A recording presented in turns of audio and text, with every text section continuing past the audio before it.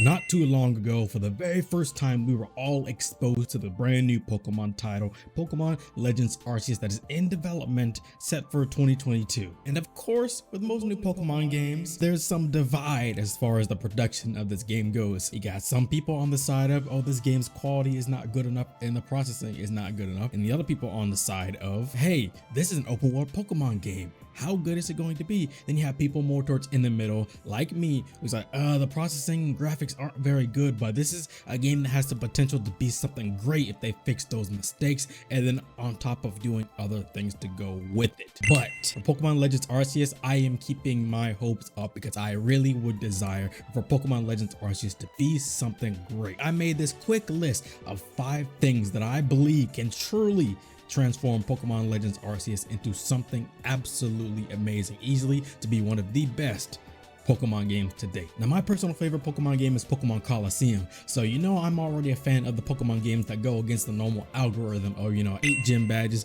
Battle of Pokemon League, boom, maybe a little bit of side story here and there, a little cheap evil team, and boom, you're done. Maybe a little bit of post game, and that's it. I like it when they go outside of their comfort zone, and that is where Pokemon Legends Arceus is heading. But they can't forget the roots of the Pokemon world. That is the key for this. Now, for number 5, I'm not going to start with the big elephant in the room that everybody already knows. Trust me, I'll get to that, I'll address it, but I'm going to be starting with a beautiful, fresh environment. Not only looks good, but it's actually ambitious. Now, although the game is still in early development and we did see a trailer of some things, a lot of the things we saw in the trailer was kind of plain looking, really just ordinary grasslands with not much in it. Kind of, you have some hills, you have some towns here and there with just plain wooden buildings and not much different infrastructure around there. I wanted to really push its boundaries, utilizing the strengths that it has as a Pokemon game and creating unique and new, never before seen types of environment because of the Pokemon living in the world and their capabilities. Of course, I want them to bring in different biomes: jungle, forest, savanna, desert, winter. Of course, you know we have Mount Coronet in the game, of course. And I also want to see maybe a lava landscape, or maybe a half fire, half ice landscape, or new types of structures and natural formations because of the type of Pokemon that live in the world around them, creating things that definitely weren't just created by weather or people, but by the Pokemon. Of course, for number 4 on the list is going to be the elephant in the room, the graphical and processing capabilities. Now, I understand the Switch isn't the strongest system, but you still have other games that still, in fact, do look beautiful on it. You have Xenoblade Chronicles Definitive Edition that looks absolutely gorgeous. It is a Switch game, and in handheld it doesn't look that great, but in TV mode, it definitely looks beautiful. The textures, the renders, the environment, and they're still able to keep so many things on the screen at one time, as well as having unique and diverse environments. And of course, you have Breath of the Wild. Although Breath of the Wild doesn't have, as in my opinion, as good of a landscape as Xenoblade Chronicles, it's still a very polished game. I, for one, don't want to have the Pokemon to load in as I'm just passing by a certain area. You can make it so the Pokemon spawn in when you enter a bigger area, like a newer area, but not spawn in and then despawn, just popping up out of nowhere and then going away when you get a little bit away from them. I want to feel more immersed than that. I want the animations to look crisp as well. The animations in and outside of battle, because we did see that there's fighting capabilities between the Pokemon inside and outside of the normal battle style. So I want the animations to really be smooth and fit and beautiful, and not just plain simple cut and dry and taking shortcuts like we've seen in Pokemon Sword and Shield. Although that doesn't go for all the animations in Sword and Shield, but there's definitely questionable ones. I want the game to run smoothly. I want the Pokemon's animation in their natural state, whether they're doing things like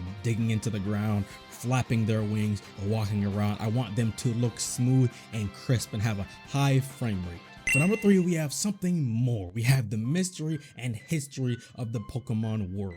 Now, one thing I've always appreciated about Pokemon that is kind of like how I feel about Zelda. Although you have the main story and you have the main things inside of it, there's always deeper lore, there's always deeper mysteries, there's always deeper facts that you can find as long as you dig deep, search the world, look at hidden treasures, hidden artifacts, different areas, and really find out the sculpting of the world around you. And I really want to see more things like that. I'm talking maybe extraterrestrial Pokemon signs, to where in the future games we know where they happen in the future games, but we see hints of them in the world in Pokemon Legends Arceus. Things to really dive back into the real, true dangers and mysterious nature of the Pokemon world. Almost creepy, kind of like their Pokedex entries. And to really get into the history side of it, a major Pokemon war, because as we know, with the Sword of Justice in Gen 5, there was a war with the Sword of social justice versus humans. So maybe there's another big historical events between Pokemon and Pokemon, or humans and Pokemon that we don't know yet. And maybe they can show something like that in Pokemon Legends Arceus to really define the game. Or maybe in libraries in certain areas you can find books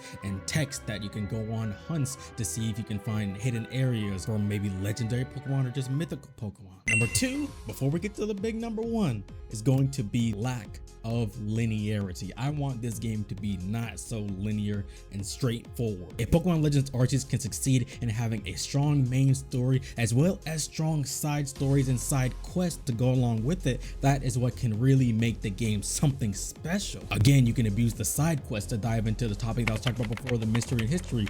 You can have side quests that you'll be assigned to where you can research these things, discover these things, watch and look over the world from different viewpoints to try to really find out more about the Pokemon world and really define yourself as an individual in the game, and maybe gain more fame and status according to the research you put in. Not just research, but battling as well. A main story that requires you to craft yourself both inside and outside of the battling sense, utilizing the main story, its quests, and side quests outside of it, really creating your experience as a trainer and making it more compelling and interesting for you to conquer and fight certain threats like you would instead of just being some random prodigy kid from some dead-end country bumpkin town. And of course, like some other JRPG games, I want there to be less restriction on the Pokemon that you encounter into the wild, because this is the Pokemon world that they're trying to make into an open world game, and because of that, can't let them be restricted by the levels of the Pokemon you encounter. I want to see Pokemon levels on par with where you are, but also Pokemon in way higher levels than what you are, because nature doesn't care about you.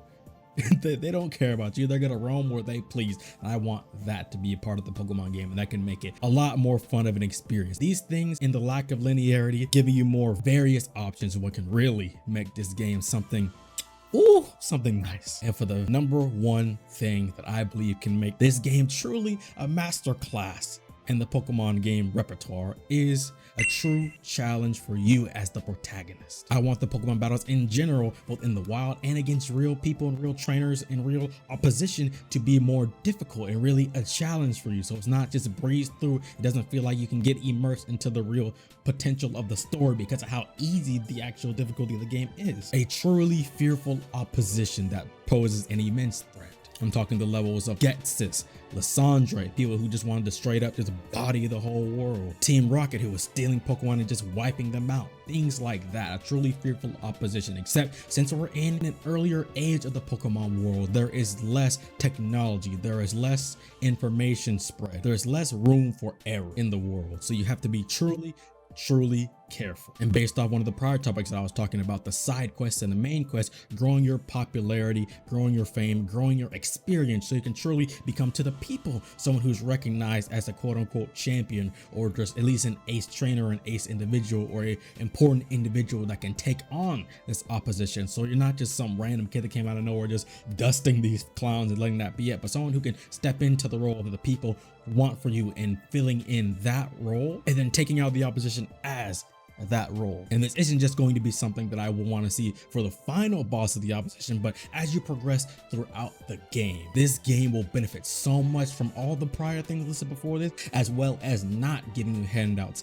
in the battle department. And these things are what I believe can make Pokemon Legends Arceus into a masterclass Pokemon game quickly. Now, I do believe that there is a chance that the Pokemon Legends Arceus game in 2022 will be released on the Switch Pro that is rumored to exist, or rumored to be in development, I should say. So a higher power Switch, if Pokemon Legends Arceus does come out for that system, then the graphical and processing issues should be an instant fix. Now all the rest they have to do is the rest of the things I listed in this video. So with that being said, guys, let me know what you want for Pokemon Legends Arceus. Let me know what you think can make this Pokemon game truly a masterclass Pokemon game. Let me know what you guys would love to see in your own personal opinion, not just for the game, but for yourself.